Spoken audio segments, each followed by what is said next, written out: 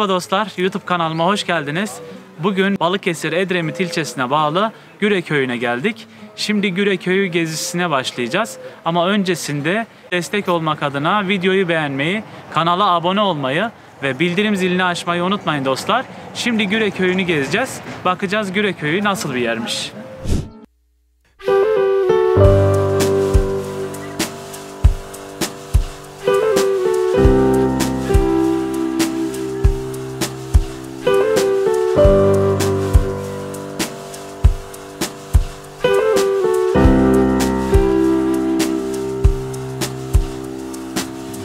Edremit Körfezi'nde yer alan Güre köyü, Edremit'e sadece 12 kilometre uzaklıktadır. Güre köyündeki yerleşimin M.Ö. 300'lü yıllara dayandığını söylüyor tarihçiler. Arkamda da görmüş olduğunuz gibi tarihi yapılar var. Burası Güre iskelesinin olduğu, Güre termal otellerinin olduğu yerden yukarıda yer alıyor Güre köyü. Şimdi Güre köyünün içinde geziyoruz arkadaşlar. Güre ile ilgili bir video daha çekmiştim. Orada da Güre'nin sahilini, iskelede bulunan oradaki zeytinyağı fabrikası ile ilgili bilgiler vermiştim. Bu videoyu izlemeden önce Güre ile ilgili çekmiş olduğum diğer videoyu da izleyebilirsiniz arkadaşlar. Büyük bir ihtimalle zeytinyağı fabrikaları bunlar ve maalesef bakımları yapılmamış. Baktığımız zaman gerçekten mimarisini gördüğümüz zaman şimdiki yapılan modern evler olsun, betonarme evler olsun sıradan yapıldığını söyleyebilirim. Ama eski yapılara bakar mısınız? Hani harabeye dönmesine rağmen yine özelliğini, güzelliğini koruyor arkadaşlar.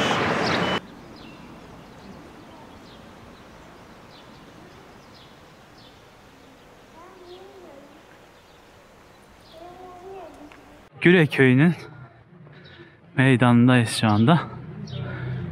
Şöyle köy meydanında hemen çınar ağaçlarının da olduğu bir çay bahçesi bulunuyor. Çay bahçeleri ve kahvelerin olduğu bölge. Şimdi köy içinden, ara sokaklardan gezimiz devam ediyor.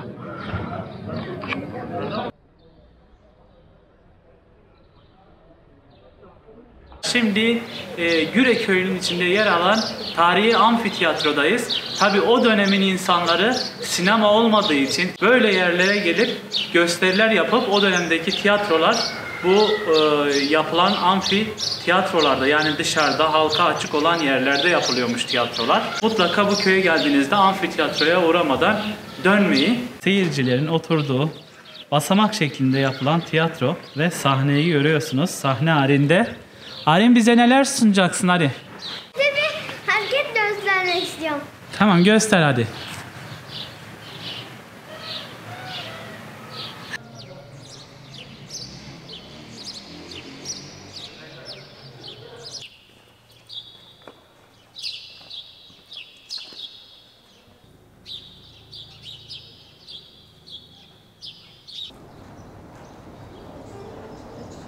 Köy meydanından biraz bir 500 metre ileride yer alan bu tarihi hamama gelip görebilirsiniz.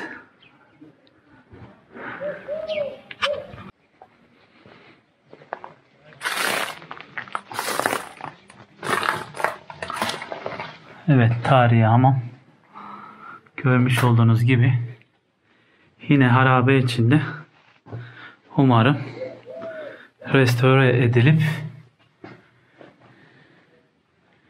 güzel bir şekilde turizme açılır.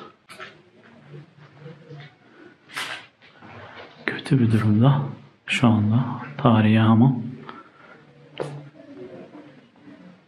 Belediye sorduğumda belediye dedi ki ben dedi o banyonun dedi çalıştığını biliyorum dedi. Ama bu adam 95-96 yaşlarında vefat etti. Sonra ben sorduğumda belediye çalışıyor mu dedim. Çalışıyor dedi.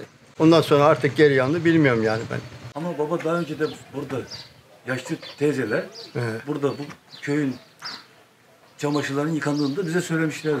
Daha önceden yani kullanılıyor muydu belli bir döneme kadar? Hiç bilmiyorum ben. Bak ben 77 yaşında gün aldım, ben bilmiyorum bak. Bak o kadar bak yaşlıyım, bilmiyorum. Ergah malımış bu.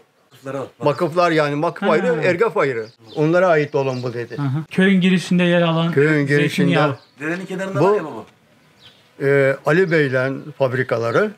Ali Beyler bunları maksulları zeytin maksul alıyordu bu adam. Bir sürü zeytin üretilen, Hı hı. bir sürü insan çalıştığı yer. Evet. Ondan sonra aile İstanbul'a gidiyor, Amerika'ya gidiyor. Aile de buradan taşınınca bu hale geldi. Çalıştığını biliyoruz. Çok sağ olun. Teşekkür ederim. Size işiniz Verdiğiniz güzel. bilgiler için.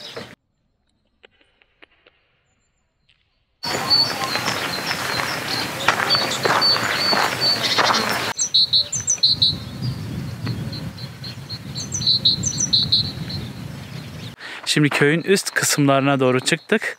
Az sonra tepeden sizlere köyün görünümünü kuş bakışı bir şekilde göstermek istiyorum arkadaşlar. Yukarı doğru çıkıyoruz arkadaşlar.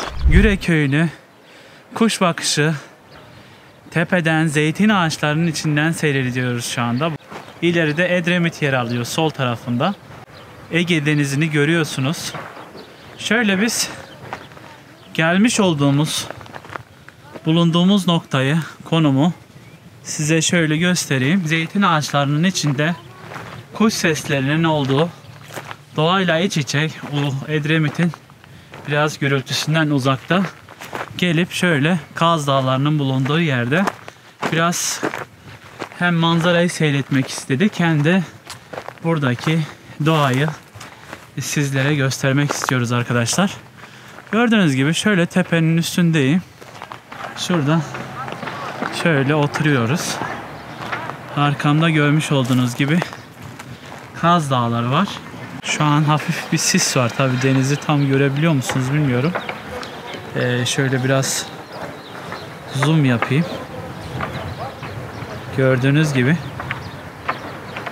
Güre Köyü ve Ege Denizi'ni, Edremit Körfezi'ni görüyorsunuz.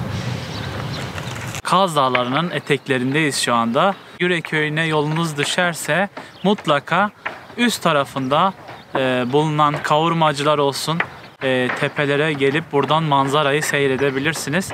Sevdiğimiz görüntüleri de sizlerle paylaşıyoruz. Umarım bu görüntüler de hoşunuza gider.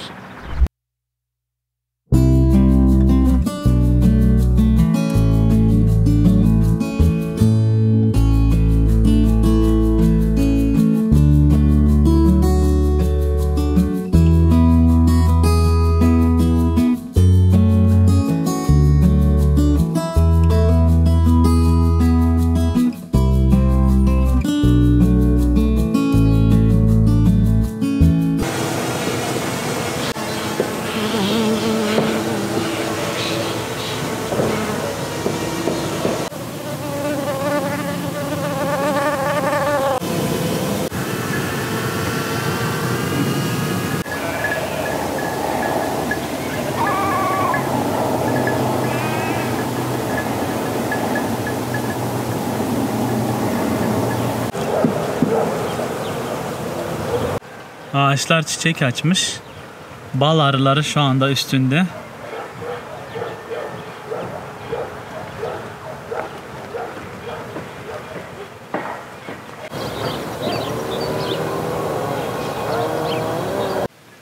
Arının keyfine bakar mısınız arkadaşlar? Ağaca, zeytin ağacına sırtını dayamış. Orada keyif yapıyor. Uzaktan şöyle göstereyim. Şu bulunduğumuz nokta burası. Ağacın güzelliğine bakar mısınız? Çiçek açmış. Şöyle 360 derece size bulunduğum noktayı göstermek istedim.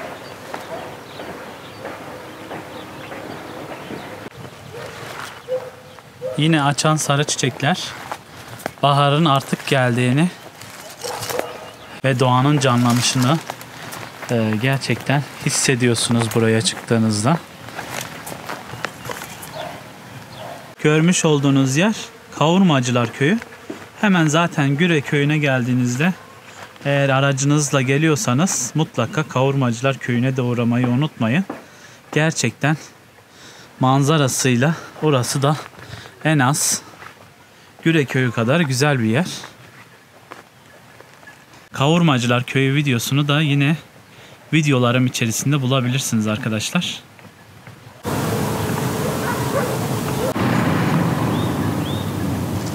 İleride gözüken köy Yassıçalık Köyü.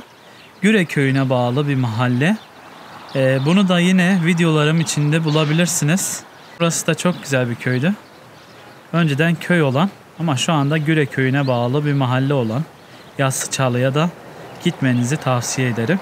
Videolarım içerisinde Yassıçalı Mahallesi'nin videosunu bulabilirsiniz. Arkadaşlar her video çektiğimizde bana kalp atıyorsunuz. Hepinizi çok seviyorum.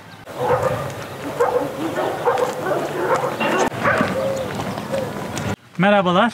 Merhaba, hoş geldiniz. Hoş bulduk. Şimdi biz köyünüze gezmeye geldik abi. Tamam. Öncelikle sizi kısaca tanıyabilir miyiz? Bana Acar Hüseyin derler. Güreli Acar Hüseyin. Acar Hüseyin. Evet. Soy isim ne abi?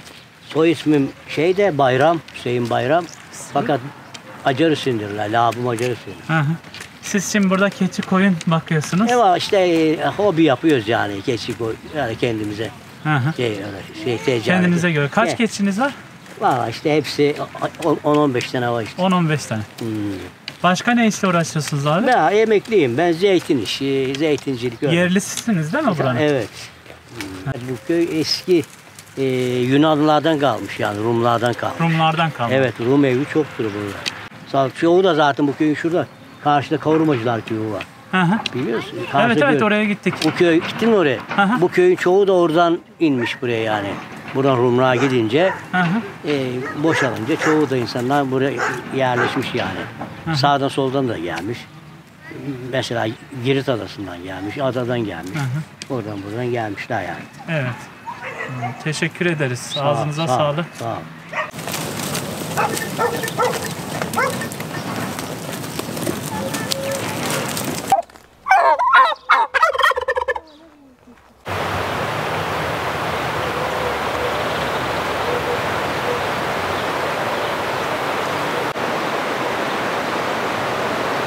Güre Köyü'nde gezerken Songül teyzemiz var burada. Bizi davet etti. Şimdi birlikte bir kahve içelim dedi. Bu arada da ben de Songül teyzemizin evini şöyle sizlere göstermek istiyorum.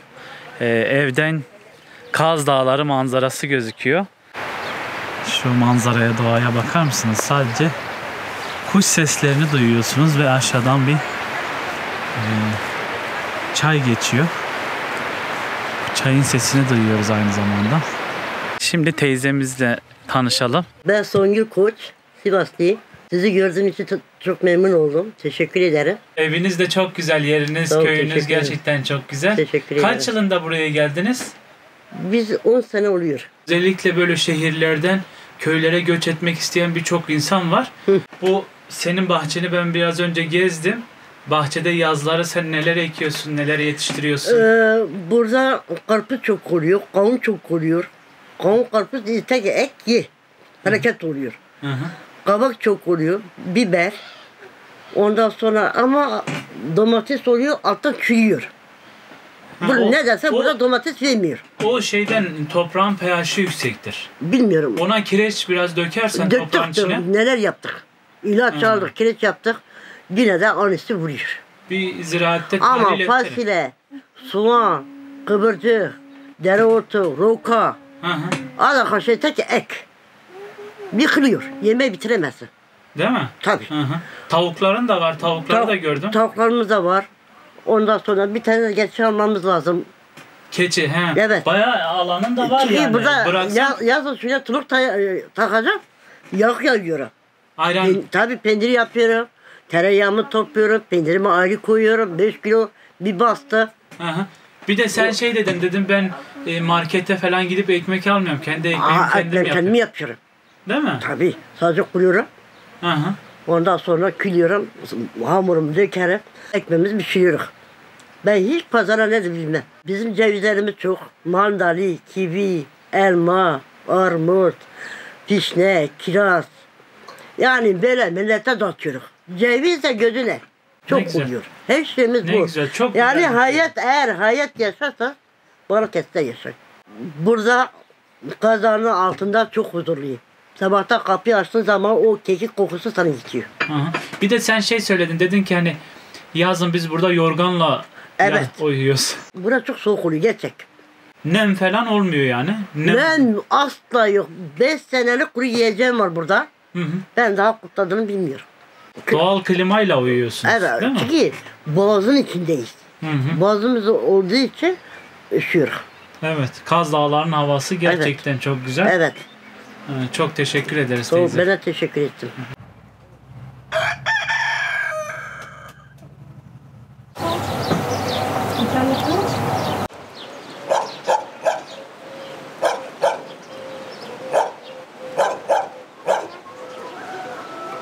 Evet arkadaşlar, Güre köy gezimiz sona erdi. Destek olmak için videoyu beğenmeyi, kanala abone olmayı ve bildirim zilini açmayı unutmayın dostlar. Bir sonraki videoda görüşmek üzere. Hoşça kalın, sağlıcakla kalın dostlar.